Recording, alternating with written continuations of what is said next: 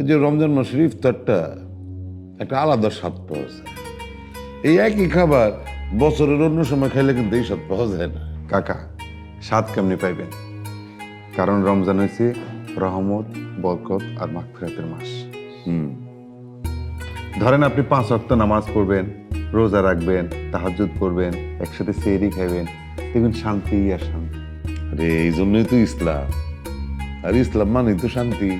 আপনার পরিবারের সবারই কইবেন অন্তত এই রমজান মাসে যেন রমজানের পবিত্রতা রক্ষা করে।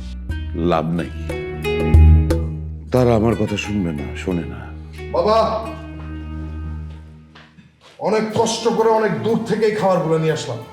ভালো করছে। স্যুপ আছে, গ্রিল আছে, নান আছে, সবজি আছে, চাইনিজ আছে, সব আছে।